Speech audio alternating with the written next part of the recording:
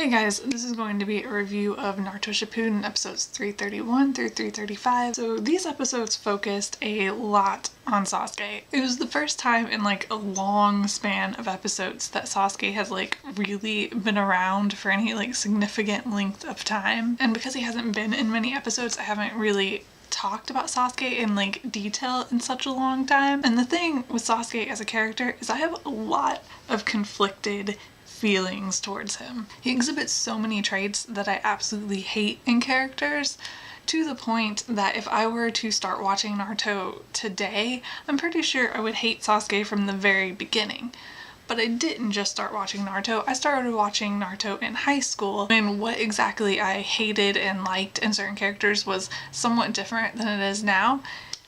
And back then, Sasuke was actually one of my favorite characters, like probably in my top like 5, at least my top 10. And I really enjoyed him as a character, and then everything happened and it got more complicated, but he was still like one of my favorites. But the thing with him not being around that much for like almost all of Shippuden is that it's really easy for me to like forget about him for long lengths of time. Not really one of my favorite characters anymore, partially because of what happened, partially because of like his personality and things like that, and partially because he's just not in the episode, so I don't think about him that often. I do have this sense of nostalgia because he used to be one of my favorite characters, so I get kind of like happy but also annoyed with him every time he appears, and it's like an interesting, strange feeling. Still, he's important to the story, and so I get excited to see him for that reason alone too, because he has such a huge role to play in the story, and so him appearing typically means that something interesting is going to happen. I also learned within these episodes that Crane is a Uzumaki, which I knew because I had read spoilers. I've read plenty of Naruto spoilers, so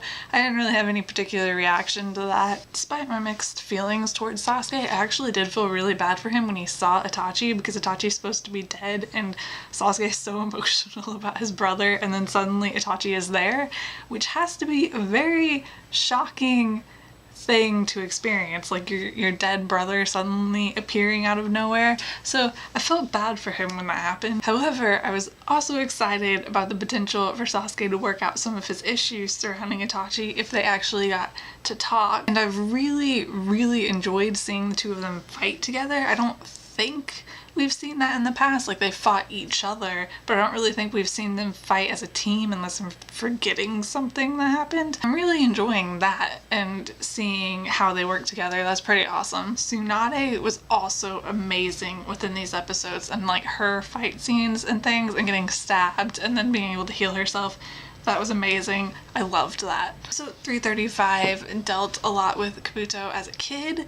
I've talked before about my feelings about Kabuto as a character. I just don't find him that compelling. It's not a like he's a villain, I hate him sort of thing. Of all the villains in Naruto, I find him the most boring, pretty much. I just don't really care about him as much. I would rather see other villains in the episodes than him. I feel like a lot of that does have to do with the lack of backstory and motive for him and things like that that makes him less compelling.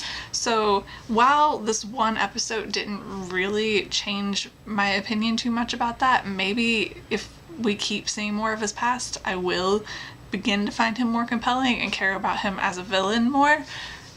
We'll see though. We'll see how I feel once I watch the next several episodes and see what happens. So I will see you guys later. Bye.